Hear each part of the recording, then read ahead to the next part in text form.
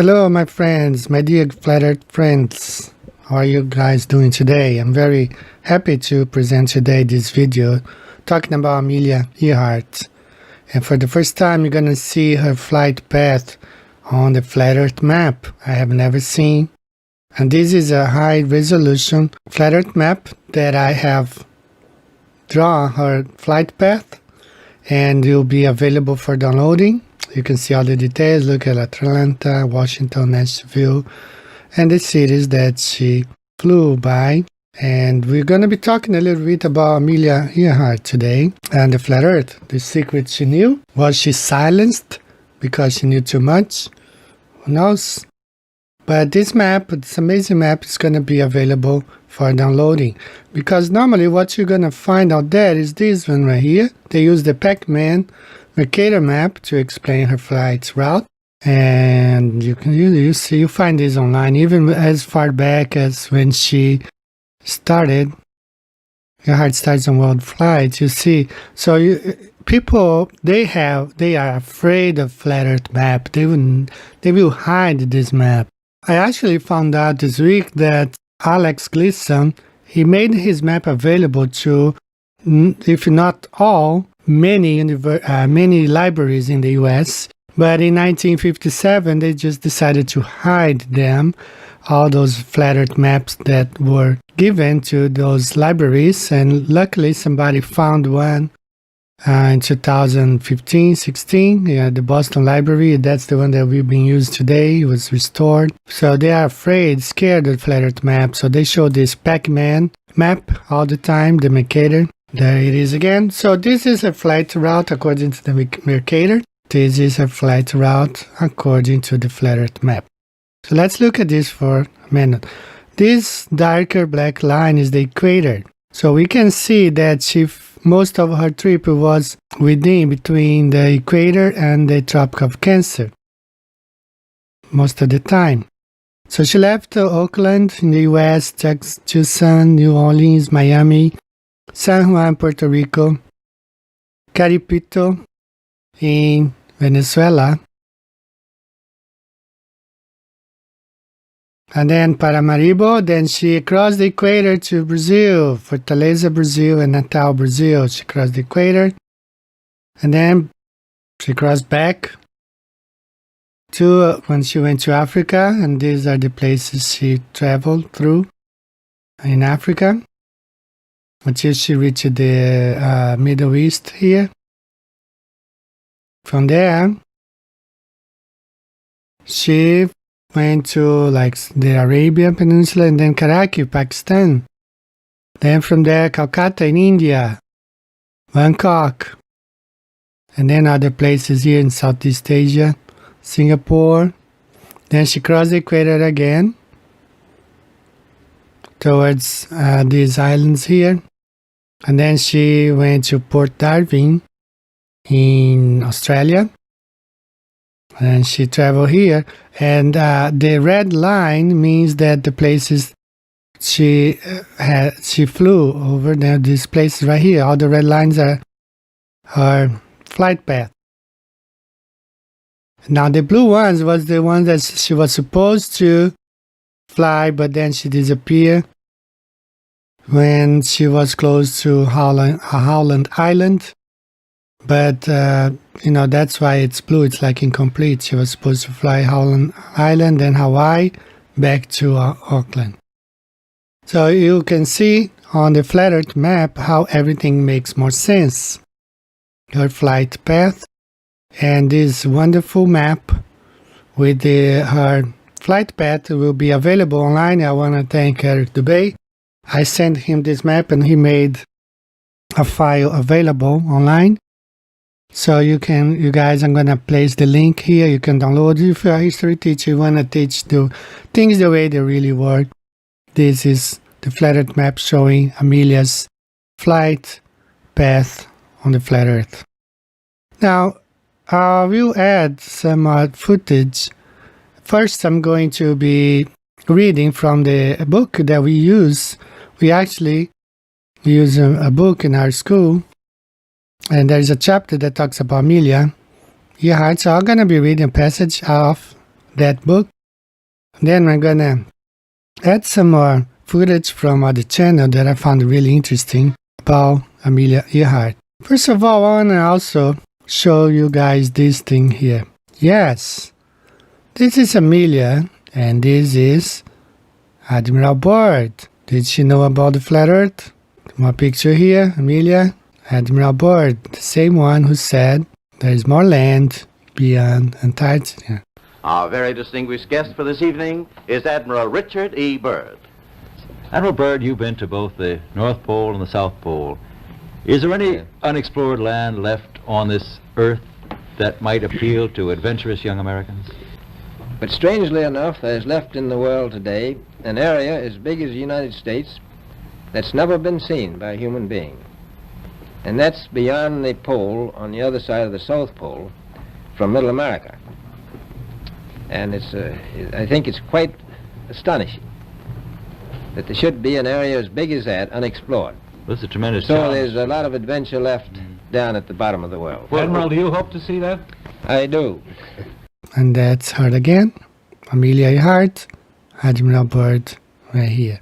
Not sure if those pictures were taken the same day, because this picture and this one, she is not only wearing the same clothes, but you can see as a photographer myself, this is one camera right here, and this is the second shooter shooting from the side. So these two was taken at the same day, of course. This seems to have been taken a different day. He's wearing uniform, of course, but she's wearing different clothes. But this is really interesting. Okay, so she probably knew. And one more thing that I want to talk about maps. It seems like she had a problem with the Mercator. Now, everybody had problems with the Mercator. I showed a couple videos ago how during the Second World War, they needed a reliable map. Reason why they came up with the projection, the azimuthal equidistant projection during the Second World War, because the globe wasn't working. The Mercator map wasn't working. So they came up with several different printing of the flat Earth map during the Second World War, as we see here in this video. During the Second World War, you see lots of flat Earth map coming to light, being published, because they could not count on the globe or the Mercator. Everything started to change in the mid-20th century. There was a world war, and more airplanes were being used than ever before. Editorials published in the New York Times in the 40s called for the Mercator to be discarded and reminded readers the grossness of its errors should not be forgotten. In a series of orthographic maps in 1942 and 43, Fortune magazine declared the Mercator is no map for global war, and it was a dangerous map to use in studying global strategy. An expose on cartography Life published around the same time called the Mercator a mental hazard in a war that is plotted on great circles across the land and sea and through the air. There are several versions of it, and you see pictures, even Hitler, next to flat Earth map, and I'm going to be displaying here, and as you see here displayed, some of the ones came up during the Second World War. Because Earth is not a globe, they could not rely on a globe projection or a Mercator projection, and so many problems they had, so that's why they came up with the flat Earth map during the World War II. Now nowadays it's different because most airplanes fly themselves. Okay, you have the automatic pilot, they program, they punch in the numbers, they basically fly themselves. So, there are pilotless planes out there. So let's go ahead and watch these couple videos. Amelia was born in her grandparents' house in Kansas. Her parents didn't have any money, but her grandparents were rich and sent her to the best schools. At 20, she decided to study nursing and worked in a hospital in World War I. When she was 23, she visited an air show and went up in a plane.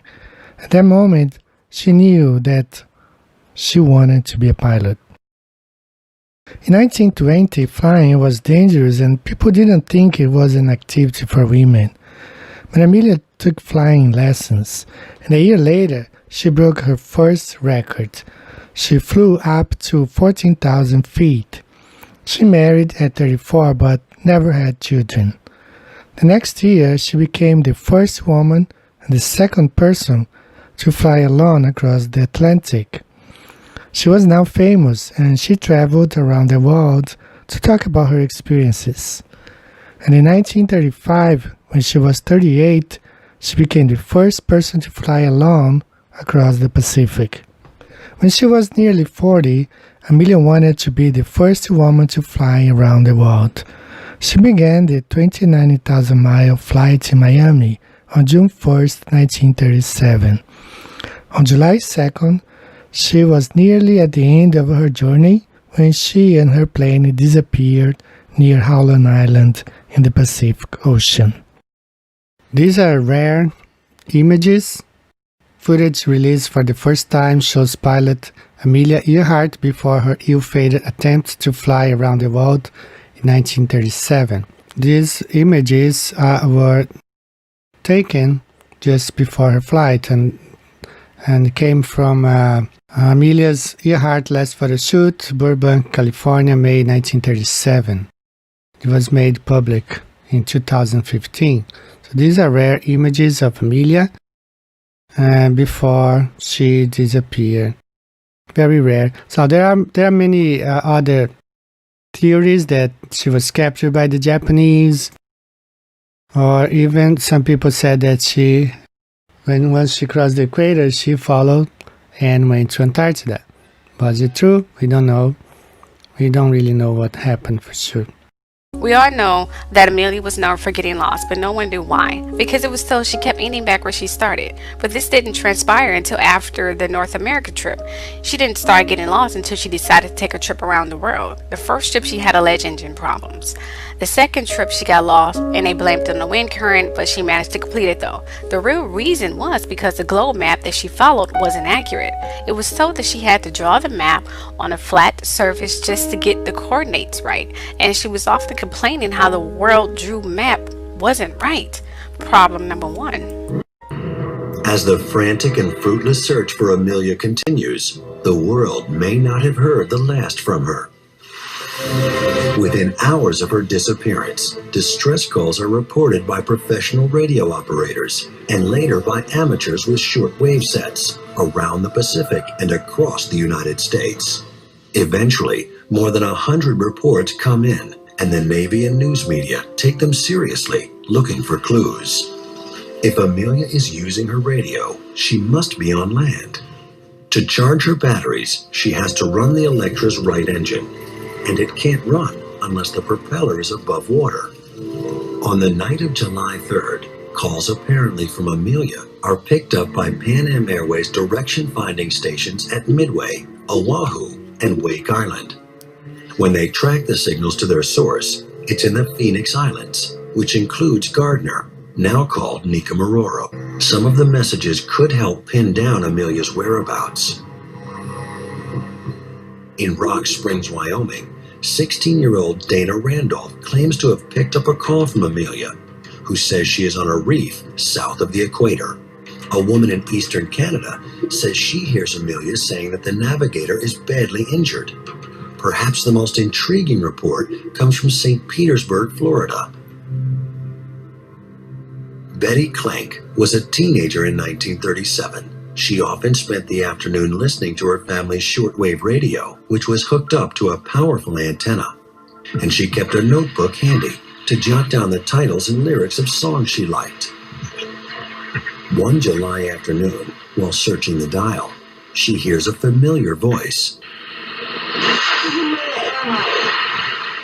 The first thing I heard was, "This is Amelia Earhart." And that startled me. She said it several times, and I recognized that voice when I heard it. Betty shared her notebook and her memories of that day with Rick Gillespie in an interview for the Tiger Archives. She recalled that she listened for 2 hours as the signal faded in and out, and she took notes on what she heard. She was hurting, there was something terribly wrong. It was a voice of desperation, of a woman in grave danger. Betty heard a man's voice too. She believes he was injured, and there were sounds of a struggle. You could hear him, but you couldn't make out what he was saying. But you could tell that she was trying to keep him away from the radio. And they wrestled around when he would try to get on. It reads like a modern transcript of a 911 call. There's confusion. There's things going on in the background.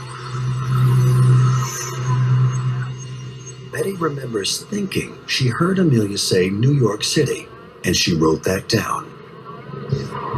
And then she writes, or something that sounds like New York. New York City, Norwich City, Norwich City.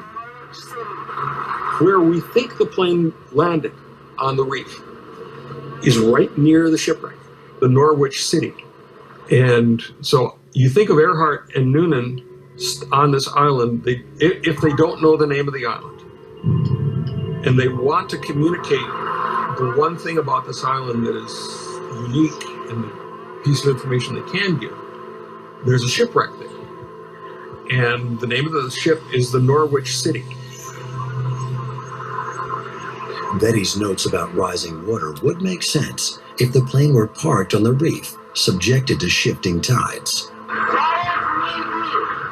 At the time she was listening, it was nearly noon on the island.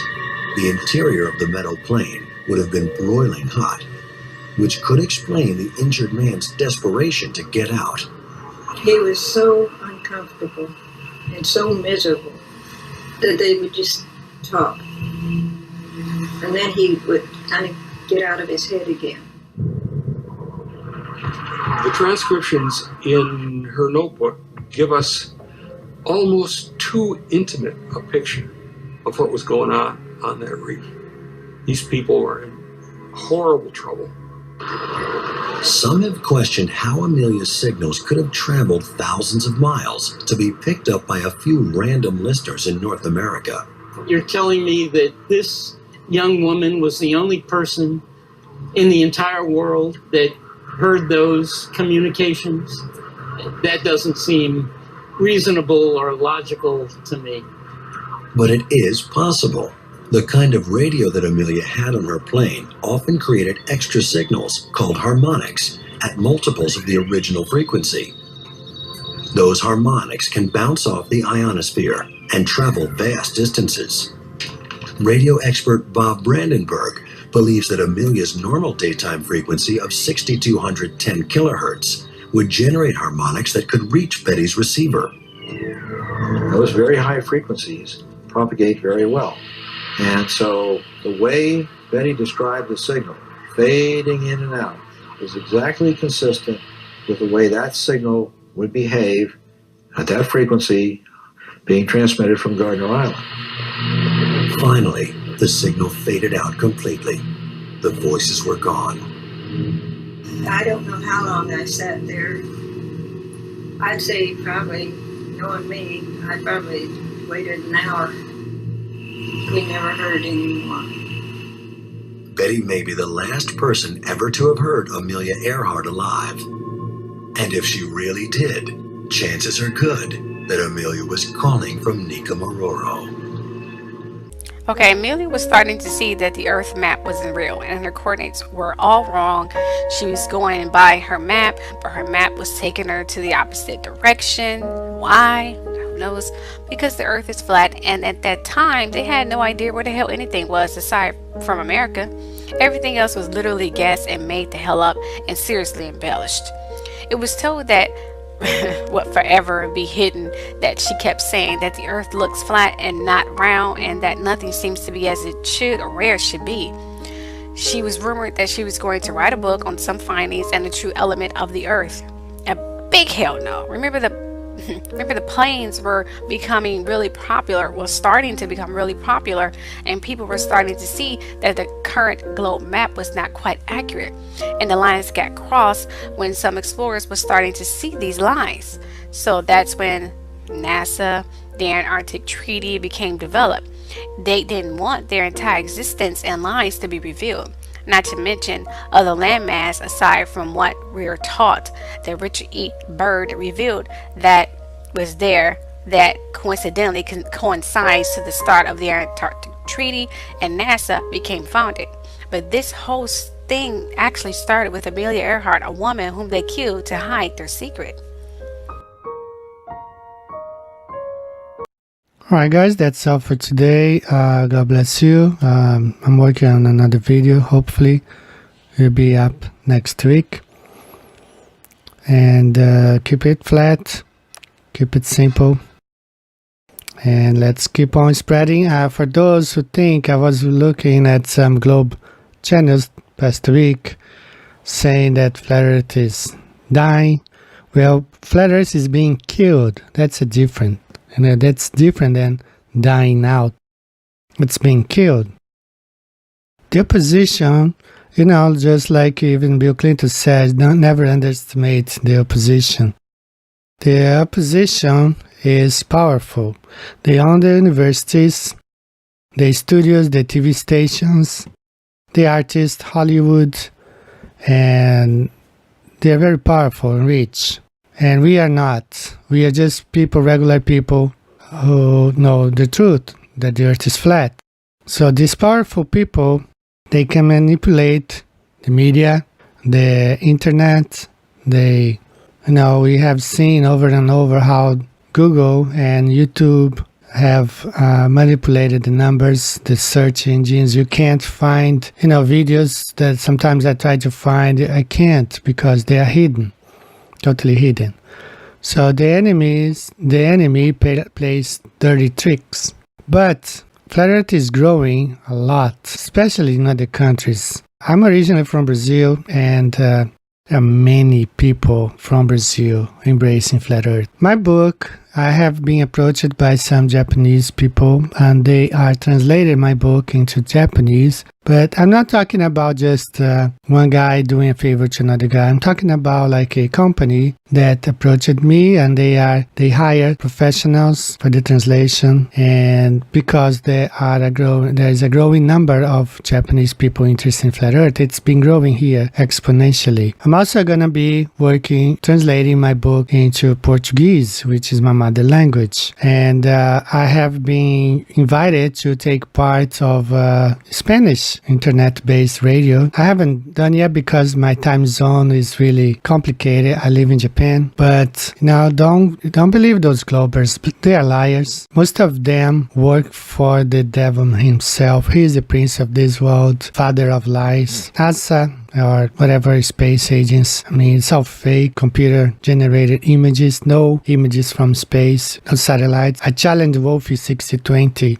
I'm recording this. I have a screen recorder, so does Wolfie, and I challenge him to just go to Google and type satellites from space and see what he gets. I can do it right now. I'm gonna just open this on Google. I'm gonna write here satellites from space, and images. Sorry, I don't have my screen recorder to record the whole screen, but it's all CGI. So I challenge him to do the same thing. Just go to Google, type satellites from space, and try to find just a single one image that's not a CGI. He can't do it. It's all fakery. Space is fake. The earth is flat, guys. Wake up.